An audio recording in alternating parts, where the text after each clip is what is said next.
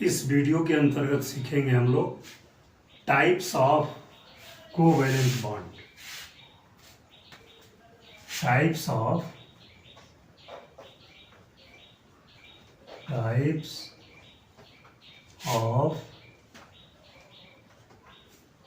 Covalent bonds. Covalent bond दो तरह के होते हैं, non polar covalent bond, non polar covalent bond, और सेकंड है polar covalent bond, polar covalent bond. पहले हम लोग चर्चा करेंगे नॉन पोलर कोवैलेंट बॉन्ड की। जैसे इसके पहले की वीडियो में देखे हैं, इक्वल इलेक्ट्रॉन की शेयरिंग से बना हुआ बॉन्ड, जैसे क्लोरीन है और इसके बैलेंस सेल में इलेक्ट्रॉन की क्वांटिटी 7 है। यह दूसरा क्लोरीन एटम है और इसके भी बैलेंस सेल में इलेक्ट्रॉन की क्वांटिटी 7 ही है।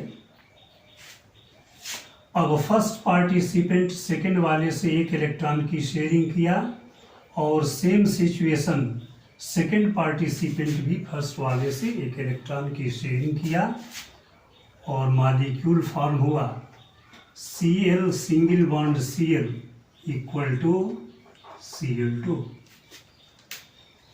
इसमें एक शब्द है इलेक्ट्रोनेगेटिविटी। इलेक्ट्रोनेगेटिविटी क्या है? Tendency of an atom to attract the shared pair of electron towards itself is called electronegativity. किसी मॉलिक्यूल के अंतर्गत जो कोवैलेंट बॉन्ड फॉर्म होता है, उस कोवैलेंट बॉन्ड के फॉर्मेशन के जो पार्टिसिपेंट्स होते हैं वो सेम भी हो सकते हैं और डिफरेंट भी हो सकते हैं। यहाँ पर पार्टिसिपेंट, फर्स्ट पार्टिसिपेंट क्लोरीन है और सेकेंड पार्टिसिपेंट भी क्लोरीन ही है, तो दोनों पार्टिसिपेंट्स इसके अंतर्गत सेम है। इसका मतलब इलेक्ट्रॉन अट्रैक्टिंग कैपेसिटी दोनों पार्टिसिपेंट्स का सेम होगा, और काश ये दोनों पार्टिसिपेंट्स अगर सेपरेट होंगे तो जिस रेशियो में इलेक्ट्रॉन का शेयरिंग करके बॉन्ड का फॉर्मेशन किए थे, उसी रेशियो में इलेक्ट्रॉन लेकर के और सेपरेट हो जाएंगे। दोनों एक एक इलेक्ट्रॉन की शेयरिंग किए थे, अगर सेपरेशन हुआ, दोनों पार्टिसिपेंट्स एक दूसरे से अलग हो गए, तो जिस रेशियो में इलेक्ट्रॉन शेयर करके बॉन्ड फॉर्म किए थे, उसी रेशियो में इलेक्ट्रॉन लेकर के सेपरेट हो जाएंगे। अब ये जो सेपरेटिंग स्पीसीज हैं, इन पर किसी तरह का कोई चार्ज नहीं है। चार्ज न होने का वजह है कि इलेक्ट्रॉन इक्वल डिस्ट्रीब्यूट हुए हैं। काश इलेक्ट्रॉन का डिस्ट्रीब्यूशन अनइक्वल हुआ होता तो तब सिचुएशन ऐसा नहीं होता, कोई स्पीसीज कैटायनिक और कोई दूसरा स्पीसीज एनायनिक हो जाता। लेकिन इलेक्ट्रॉन इक्वली डिस्ट्रीब्यूट हुए हैं, इसलिए दोनों फ्रेगमेंट पर किसी तरह का कोई चार्ज नहीं। अब चार्ज न होने की वजह से इनका किसी इलेक्ट्रोड की तरफ माइग्रेशन भी नहीं होगा, चार्जलेस स्पीसीज हैं। तो ऐसे बॉन्ड जो इक्वल इलेक्ट्रॉन की शेयरिंग से बने हुए होते हैं और बॉन्ड रप्चरिंग के दौरान पार्टिसिपेंट्स जिस रेशियो में इलेक्ट्रॉन दिए रहते हैं, उसी रेशियो में इलेक्ट्रॉन लेकर के सेपरेट हो जाते हैं, जिसके वजह से जो सेपरेटिंग स्पीसीज होते हैं उन पर किसी तरह का कोई चार्ज नहीं होता है। इस तरह के बने हुए बॉन्ड को कहते हैं हम लोग नॉन पोलर कोवैलेंट बॉन्ड। जैसे यह जो कोवेलेंट बॉन्ड है वह नॉन पोलर कोवेलेंट बॉन्ड है, नॉन पोलर कोवेलेंट बॉन्ड, इसलिए कि दोनों पार्टिसिपेंट्स की इलेक्ट्रोनेगेटिविटी सेम है। ठीक ऐसे ही ऑक्सीजन से ऑक्सीजन के बीच जो बॉन्डिंग होती है यह भी नॉन पोलर है। फ्लोरीन से फ्लोरीन के बीच जो बॉन्डिंग होती है यह भी नॉन पोलर है। और जहाँ भी इस तरह की बॉन्डिंग हो जिसमें पार्टिसिपेंट्स सेम इलेक्ट्रोनेगेटिविटी के हों, तो ऐसे जगहों पर शेयर्ड पेयर इलेक्ट्रॉन का डिस्ट्रीब्यूशन इक्वली होने के वजह से दोनों फ्रेगमेंट्स पर किसी तरह का कोई चार्ज नहीं आता। थोड़ा दूसरा एग्जाम्पल देखें। पोलर कोवेलेंट बॉन्ड के अंतर्गत ये हाइड्रोजन है और इसके वैलेंस शेल में सिंगल इलेक्ट्रॉन है।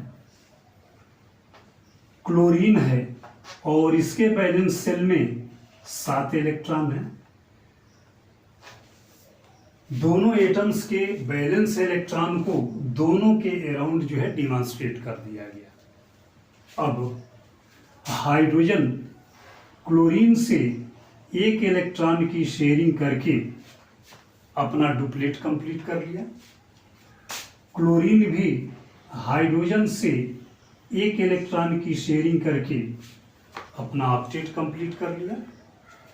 अब दोनों पार्टिसिपेंट्स के तरफ से एक एक इलेक्ट्रॉन की शेयरिंग है, तो इसका डिमॉन्स्ट्रेशन करेंगे H सिंगल बॉन्ड Cl। यह भी सिंगल बॉन्ड ही है। और थोड़ा ध्यान से देखेंगे, यहाँ पर भी सिंगल बॉन्ड ही था, यहाँ भी सिंगल बॉन्ड, लेकिन यहाँ सिंगल बॉन्ड का या डबल बॉन्ड का फॉर्मेशन ऐसे दो पार्टिसिपेंट्स के बीच हुआ है जिनकी इलेक्ट्रोनेगेटिविटी सेम है। यहाँ भी कोवेलेंट बॉन्ड फॉर्म हुआ है, लेकिन जो दोनों पार्टिसिपेंट्स हैं इन दोनों की इलेक्ट्रोनेगेटिविटी सेम नहीं है। इलेक्ट्रोनेगेटिविटी मतलब एटम की वो कैपेसिटी जिसके वजह से शेयर्ड पेयर इलेक्ट्रॉन को अपने तरफ अट्रैक्ट करता है, वही कैपेसिटी क्षमता जो है उस एटम की इलेक्ट्रोनेगेटिविटी कहलाती है। इसमें क्लोरीन की इलेक्ट्रोनेगेटिविटी हाइड्रोजन के इलेक्ट्रोनेगेटिविटी से ज़्यादा है। क्लोरीन की जो इलेक्ट्रोनेगेटिविटी है वो हाइड्रोजन के इलेक्ट्रोनेगेटिविटी से ज़्यादा है। अब क्लोरीन की इलेक्ट्रोनेगेटिविटी ज़्यादा होने के वजह से शेयर्ड पेयर इलेक्ट्रॉन क्लोरीन की तरफ शिफ्ट कर जाएगा, जिसको एक कर्व्ड एरो से डिमॉन्स्ट्रेट करते हैं।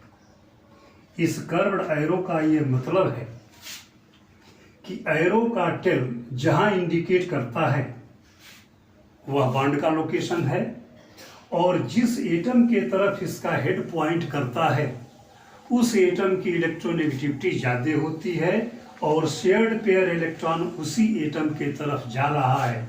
इस कर्व्ड एरो का मतलब होता है। अब आगे जब डिमॉन्स्ट्रेट करेंगे इसका डिमॉन्स्ट्रेशन में हाइड्रोजन, पहले तो यहाँ देखें कि जैसे ही इलेक्ट्रॉनिक माइग्रेशन होगा हाइड्रोजन पार्शियल पॉजिटिव और क्लोरीन पार्शियल नेगेटिव चार्ज में कन्वर्ट हो जाएगा। अगर ये दोनों पार्टिसिपेंट्स सेपरेट हो गए तो हाइड्रोजन कन्फर्म केटायनिक स्पीसीज में यानी पॉजिटिव चार्ज और क्लोरीन पर नेगेटिव चार्ज।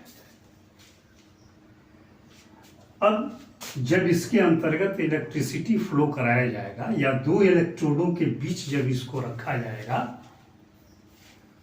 तो हाइड्रोजन आयन और क्लोराइड आयन का इलेक्ट्रोड के तरफ माइग्रेशन हो जाएगा, पोलराइजेशन हो जाएगा।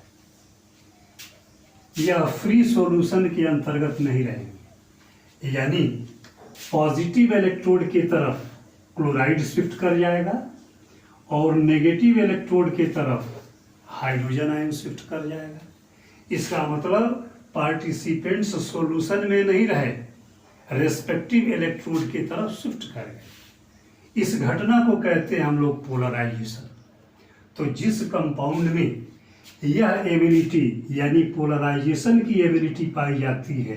पोलराइजेशन का मतलब कि रेस्पेक्टिव इलेक्ट्रोड के तरफ माइग्रेशन। अगर ऐसा बिहेवियर कंपाउंड के अंतर्गत है तो यह घटना ही कहलाती है पोलराइजेशन। और जिस कंपाउंड में इस तरह की विशेषता पाई जाती है ऐसे कंपाउंड को कहते हैं हम लोग पोलर कोवेलेंट कंपाउंड।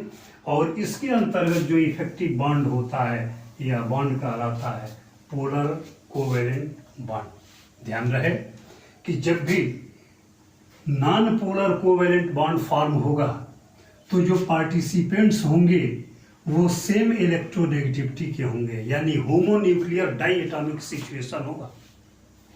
एटम का सिचुएशन होमोन्यूक्लियर डाई एटॉमिक, जबकि यह सिचुएशन यहाँ नहीं है।